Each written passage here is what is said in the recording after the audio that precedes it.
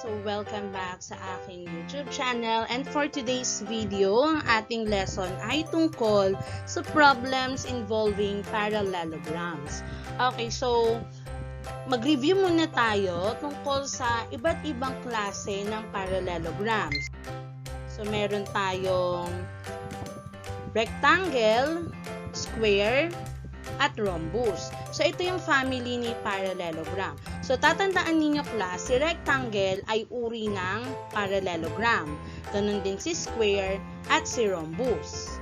Okay? Si square ay may katangian pareho ni rectangle at ni rhombus. That is why si square ay nasa baba siya ng rectangle at rhombus doon sa hierarchy of quadrilateral. So, isa-isahin natin yung properties ng rectangle. So, una, opposite sides ng rectangle ay parallel and congruent. So, opposite sides, so dito sa ating figure, itong side na to, yung longest side, yung katapat niya ay longest side din, magkapareho sila ng sukat at the same time sila ay parallel. And ito namang shortest side or leg ng rectangle na opposite sa isa't isa, pareho din sila ng sukat. So, pangalawa, all angles are congruent and measures exactly 90 degrees. So, lahat ng angle ng rectangle, ang sukat ay 90 degrees. That is why, isa pang property nito, yung opposite angle ng rectangle ay supplementary angle. At the same time, yung consecutive angle ng rectangle ay supplementary din. Next, diagonals are congruent. So, diagonals are congruent yung dalawa. And diagonals form two congruent triangles. So, after once na mag-draw ka dito ng diagonal, you will form here two congruent triangles. And then next natin si rhombus. Si rhombus, ang properties niya, all sides are congruent. So, yung side na to, pare-pareho yung sukat ng mga side niya. Next is opposite sides are parallel. So, yung opposite sides niya ay congruent at parallel. Okay? So, ito, parallel siya sa opposite niya. Opposite angles are congruent. So, this angle is congruent to its opposite angle. So, ito siya. At least, yung isa din siya. Ito din, congruent din siya sa opposite angle niya. Pair of consecutive angles are supplementary angles. Pag sinabing consecutive angle na magkasunod, halimbawa itong angle na to, ang kasunod niyang angle ay ito, supplementary sila. Na kung saan kapag inad natin yung angle nila, ang sagot ay 180 degrees. Isa pang consecutive angle niya is ito namang nasa baba. Next, diagonals bisect each other and the opposite angle.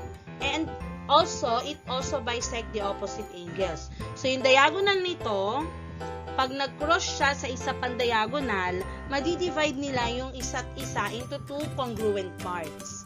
At the same time, kapag ka nag-construct ka ng diagonal, makaka-form ka ng two congruent angles.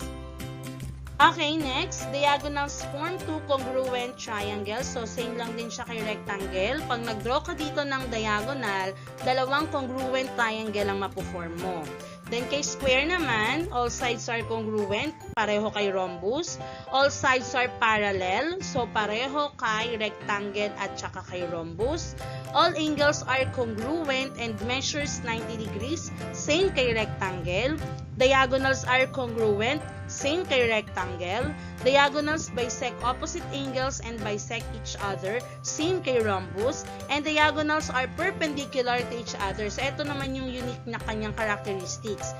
Kapag nag-construct ka dito ng diagonals, the diagonals will form a perpendicular angle or 90 degrees.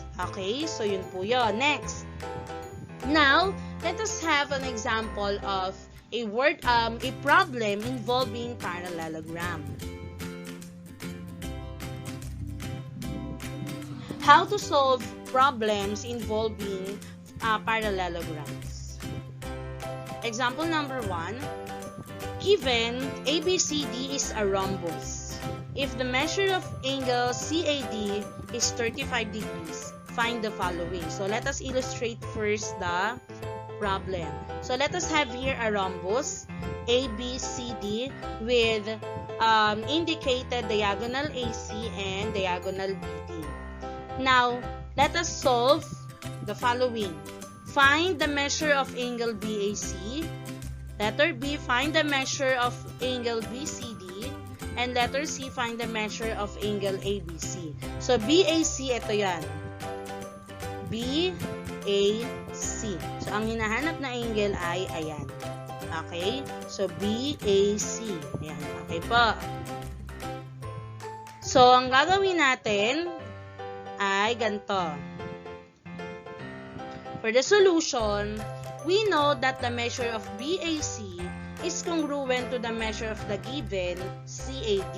Dahil may given na, okay, at ito ay rhombus at isa sa characteristics ng rhombus, yung diagonal will bisect the opposite angle. So, yung diagonal AC na bisect niya si angle BAD sa kabuuan.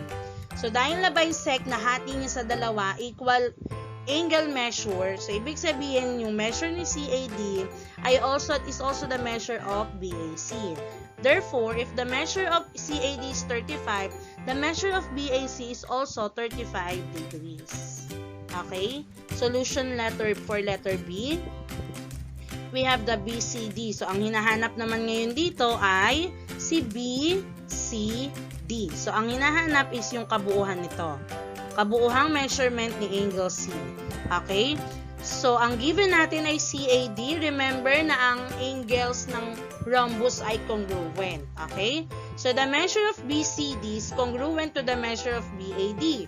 So, dito sa ating given, si BAC natin ay kalahati ng sukat ni BAD. So, dahil kalahati ng sukat ni BAD si BAC, times 2 lang nito, the measure of BAC and CAD is equal to the measure of, eto siya, the measure of BAC plus the measure of CAD is equal to the measure of BCD.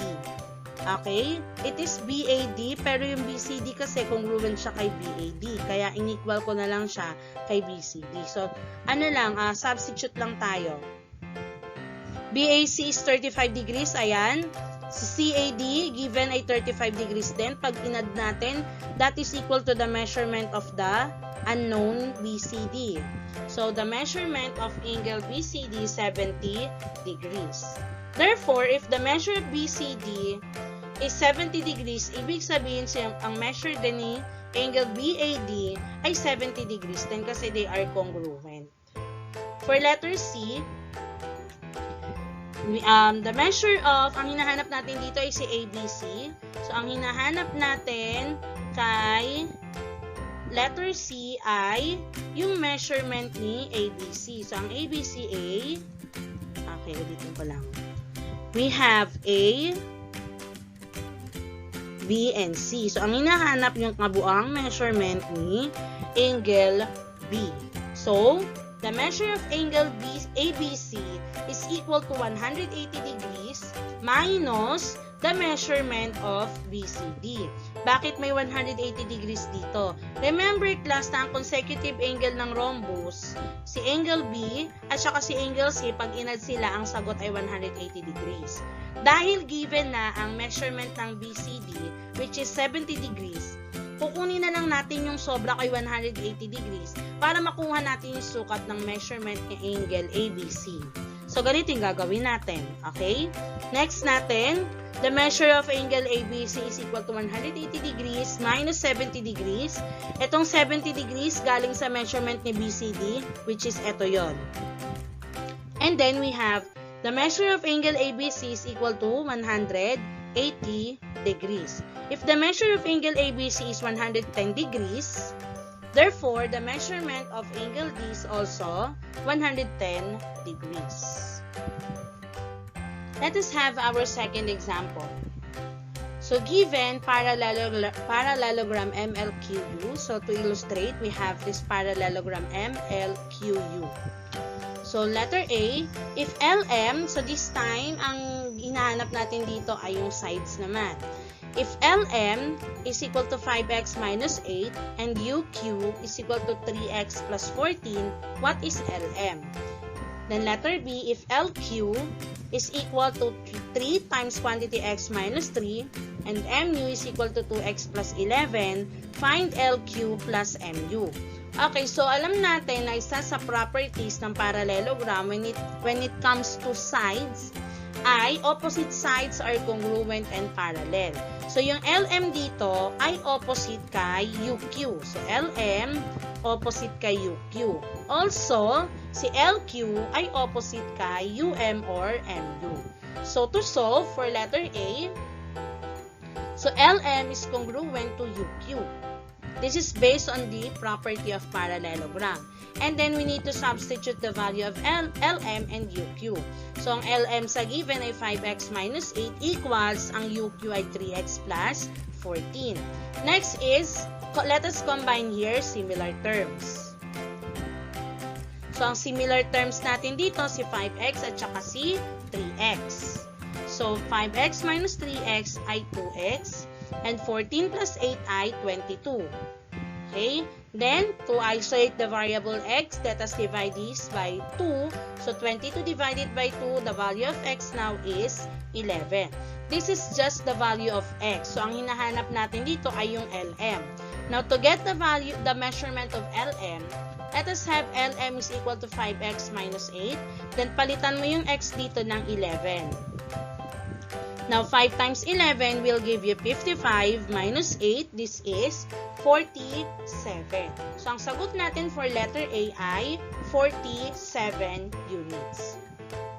For letter B, so LQ is also congruent to MU. Then, palitan natin to base sa given. So, 3 times quantity x minus 3 is equal to 2x plus 11. Next, let us simplify this first. Distribute natin si 3. So, 3 times x ay 3x. And then, 3 times negative 3 ay negative 9 equals 2x plus 11. Next is, let us combine here similar terms. So, we have 3x minus 2x is equal to 11 plus 9. 3x minus 2x is x is equal to 11 plus 9 ay 20. So, the value of x is 20. But, ang hinahanap natin ay yung measurement, yung sum ng measurement ng LQ at saka ng MU. So, hanapin muna natin yung measurement ng LQ. LQ again is 3 times quantity x minus 3. So, palitan lang natin yung x dito ng 20. So, we have this one. Then, sagutan muna natin yung nasa loob ng parenthesis. 20 minus 3 ay 17. Saka natin siya i-multiply by 3. So, 3 times 17 will give you 51. So, the measurement of LQ is 51. Hanapin naman natin na sunod yung measurement ng MU. So, MU is 2x plus 11. So, yung x palitan natin ng 20. So, this is now 2 times 20. So, ito sagutan muna natin. This is 40. So, 40 plus 11, the measurement of MU is 51. Same kay LQ kasi sila ay congruent. So, i-add lang natin LQ plus MU. This is 51 plus 51. So, LQ plus MU is equal to 102. So, ang hinahanap natin is ito. So, ang sagot natin ay 102. So, this is now how to solve problems involving parallelograms. So, ang clue lang natin dito is palagi ninyong tatandaan yung relationship ng mga parts ng parallelogram. And also, wag nyo kakalimutan, iba-iba ang klase ng parallelogram. Kaya kailangan wag kayong malilito kung ano ang property ng parallelogram, ng rectangle, ng rhombus at ng square. So, kung sana meron kayong naiintindihan sa video lesson na ito, and good luck sa inyong module. Bye!